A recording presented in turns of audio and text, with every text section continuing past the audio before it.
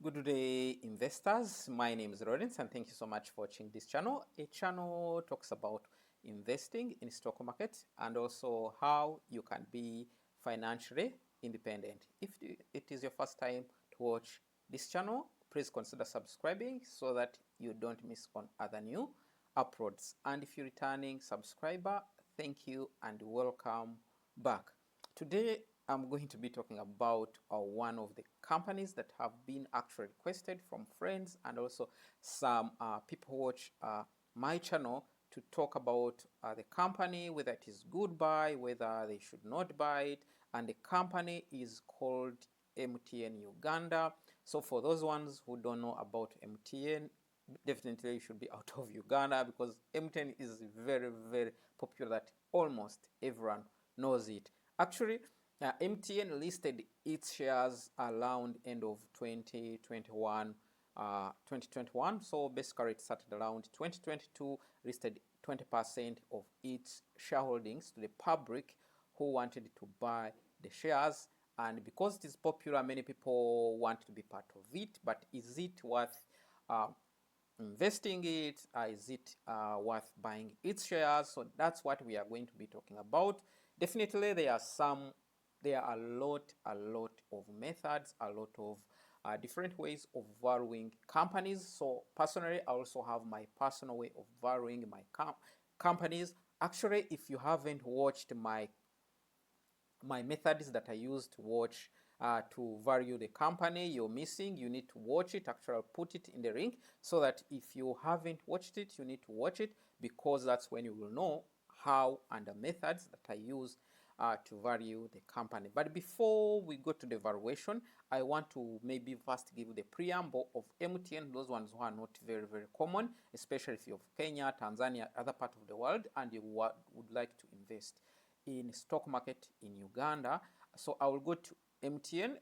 It says it is the largest telecommunication company in Uganda, worth 11.2 million subscribers, accounting for 55% market share by 2017. So by now they have increased, definitely could be 15.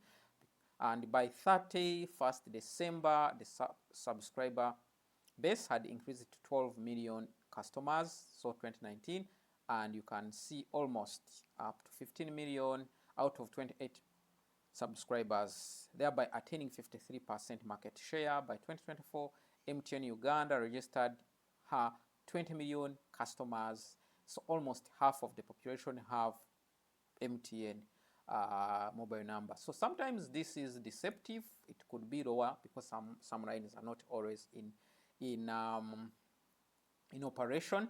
Definitely, so you can see at least it counts for more than 50% of the telecom space in Uganda. So that's a company that you would love to be associated with. So I will not go with so much. You can read through. This is of course it's part of the MTN subsidiary from South Africa. Definitely we want to see, you can read through, because actually this one may be a bit longer, so I don't want to be bittersome. Okay, in 2018, the East African newspaper reported that MTN planned to list its share stock in the company Uganda Securities Exchange. The willingness to list on the part of Uganda was again in 2019. So in 2020, MTN Uganda agreed to pay 100 for 14-year license. So shareholding, so you can see as of December 2021, the shareholding of MTN Uganda is as a table below. The IPO was concluded 2021, raising around 500 billion to 51 million dollars. So these are the shareholders: MTN Group 83%, NSSF, National Security Social Security Fund of Uganda 80%. Charles Mbire is one of the tycoons in Uganda. He owns almost 4%. NSSF Uganda, Sanlam, so Bank of Uganda, benefit scheme, NSS of Kenya. So you can see also, if you're from Kenya, if you watch, actually I have more Kenyans who watch my channel, you can still also be able to invest in it because you're in East Africa. So you can see there are so many people who are invested in, but You can see around 20,000 people who are invested in.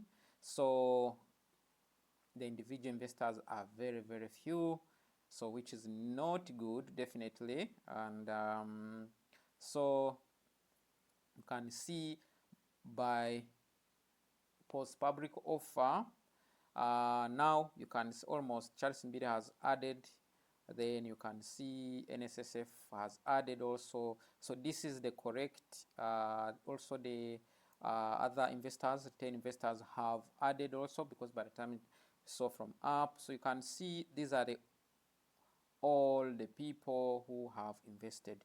So basically that's what it is. It actually, the initial IPO was around 200 Ugandan shillings, but now it has increased to 274. So if you invested, it would also be appreciated by 50%. So that's it on its introduction. So basically you need to overview. So it is the largest telecommunication company in Uganda. So basically that's it about it. So let's go to the valuation. What are the valuation methods that I use personally? As I said, there is one video I said I actually detailed all the full details of these methods that I'm going to do. So here I'm not going to be detailing each and every ratio that I'm using, because already you can watch my video. Actually, it is recent that I did a whole video, almost 30 minutes, detailing these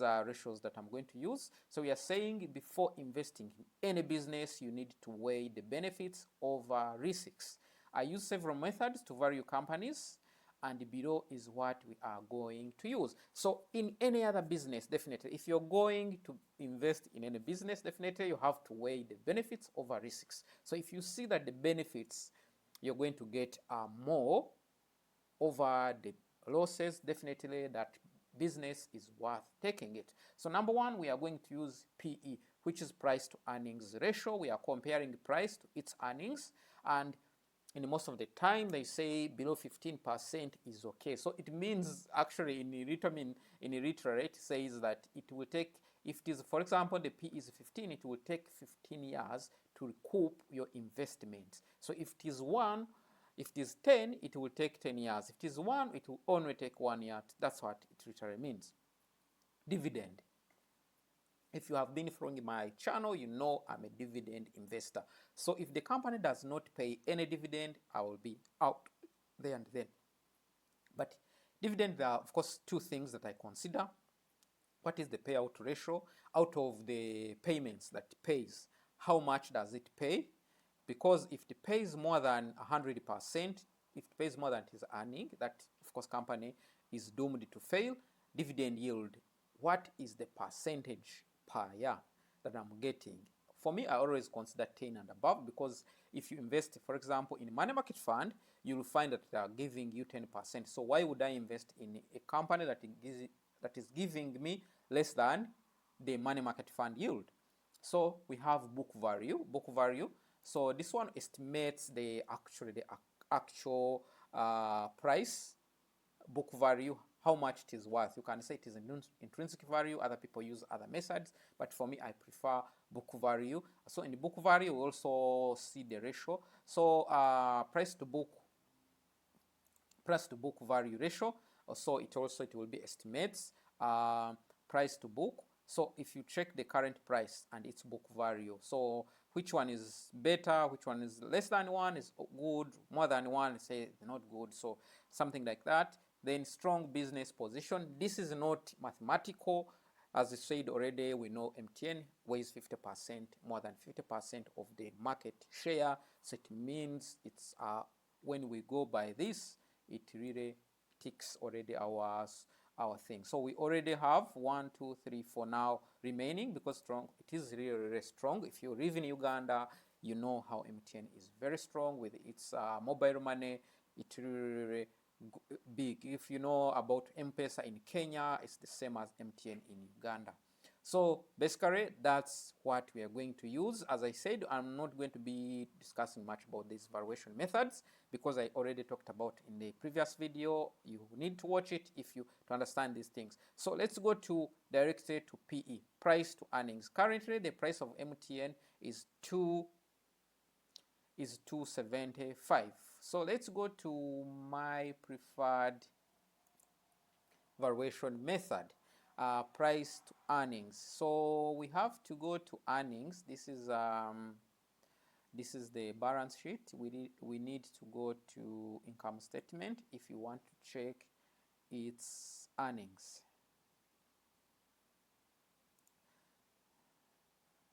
Total revenues, gross profit. So we go to net income. What is net income? The net income actually has been going up 269, 322, 340 billion, 400, 493 billion. You can see it has been really doing well. So this is a type of company would like, but so we want to see earnings per share. We are talking of PE, which is price to earnings. So we said the price of it was 275. The earnings per share is 22. So if we get our calculator, we get 274 divided by 22. What do we get? 12 plus 12. So 12 is not a bad, actually is not a bad figure. So it says you'd take almost 12 years to recoup your investment, but that's in theory, that's not how it works. Sometimes you actually can even recoup your money within 1 year if the price appreciates. In dividends, definitely sometimes it would take 10 years. So this is a theoretical, but it really is really good, and also it's always good to compare with other companies in the same field. So for example, in Uganda we have Airtel. You need to know what Airtel PE is. You see which one has a good. So PE is good. PE of 12 is average. For me, I consider the one that is below 10 to be the best, but 12 is not bad actually in telecom company. So that's price to earnings if you consider price to earnings. So what is our other metrics? It's a dividend. How much dividend is it paying, and also the price dividend payout ratio, and also the dividend yield. So let's go to dividend per share. If you don't know how actually to calculate also the earnings per share, you get actually the earnings divided by the earnings, which is 493 billion, divided by the shareholding of the company. What is the shareholding? If we get it, I will also divide by it because it is actually around 200 billion. We shall get the actually diluted. Let's check it has to be around here anyway. So we are talking about the dividend per share. The dividend was 18. So if we get dividend, which was 18, but we want to know what is the payout ratio. The payout ratio is 70%. So is this a good thing or a bad thing? Actually, from 80 and below, for example, the telecommunication company is not that bad. So for the, as I said, the dividend is not that bad. The dividend, because for me, I consider from 80 and above is the best. So 8 and above, like this is a very, very, very big company. So if it is paying 77% of its earnings, it's not bad. However, it can do better by paying maybe 60%. So 80% is a not bad position. So let's say we said payout ratio, and dividend yield. So dividend yield, definitely you get 18% divided by the number of, so you get 18% divided by the share. What is the share price? 274. It gives you 6.5. You divide by 100. The payout ratio is always so 6.6. Is it good enough? For me, I cannot invest in a company that is giving me 6.6, because for me, I'm not a growth investor. I'm not hoping for it to grow. So for me, because of the dividend yield, I will not be investing. I wouldn't invest in MTN that gives a dividend yield of 60% and payout ratio of 77. If it was a 50% payout ratio, you would think they would increase the dividend maybe to 60%, but you can see they are almost maximized their the earnings, but even dividend yield is not good. So that's why for me, I cannot invest in a company that pays a dividend of 6.5%. So book value, how do you calculate a book value of a company? So that's where we are going to get. So we had said we are going to get to the balance sheet. That's where you get the figures.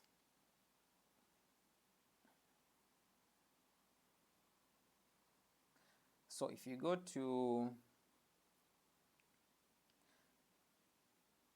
you have to get the equity and also divide by the total shareholders, total shareholding. So what is the equity?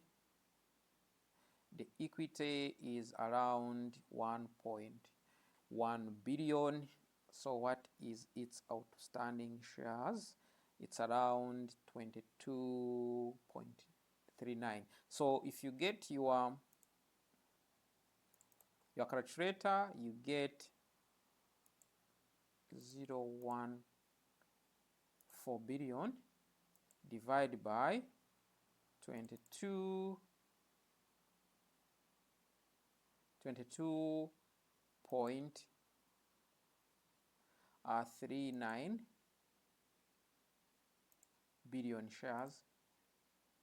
So literally, if we are using this, or what the people call intrinsic value, it's supposed to be 45 Uganda shillings. But what is the current price that we have? We have we have 274. So if we get 45, you divide by 274. So that is 0.1. So 274 actually, you divide by, here we are going to get a price to book value, So divide by 50, we got 45. So it will give you 6. So we say if it is equal to 1, it's good. So it's actually more expensive, 6 times more expensive than its intrinsic value. So if you're using this price to book value, definitely it's actually exorbitantly very, very expensive. So for me, with this dividend and book value, then let's go to debt levels. Debt is a deal breaker. So the debt actually here, it is on market screener is good. It says it has been increasing actually 800 billion, 1.2 trillion. So it is almost 1.4 trillion. So 1.4, if you see its equity is 100 billion. So basically we are saying we have more debts. Our company is indebted more than what we have. So you can say MTN if you consider all its equity, they have more debts than their equity. What does this mean? It means actually you're more indebted than your assets. So this is extremely very, very bad situation. For me, MTN with 1, 2, 3, for me, valuation models that don't correspond with my valuation, definitely I would say MTN is a very, very bad investment, because first of all, on my side, the dividend, it only pays 18, which is 6.5%. And for me, valuation, book value, it's extremely very exorbitant. 6 should be at least 1 or 1.2, slightly overvalued. But this is extremely overvalued. But when to see levels, any company that has more debt than its equity, that is a red flag. So the only thing that is there, it is price to earnings ratio. Actually, price to earnings ratio kindly is always used to compare the companies in the same field, but it's not a very, very strong valuation thing. Strong business position, yes, is extremely also very, very important. So two things are favoring the company, but when we go to figures, all the figures don't favor MTN. So it's up to you, because this is my personal opinion.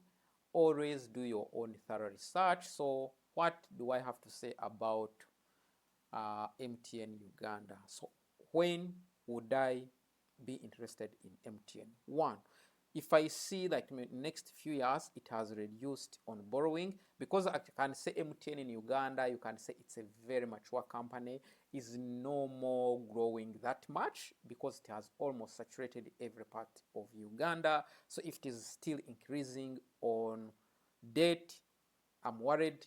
So for debts, if they decrease, if I start seeing them decreasing the appetite for the debts, definitely I will start considering it. Second, if they increase their dividend yield, mainly if they start paying more dividends, maybe up to 10%, I will start considering it.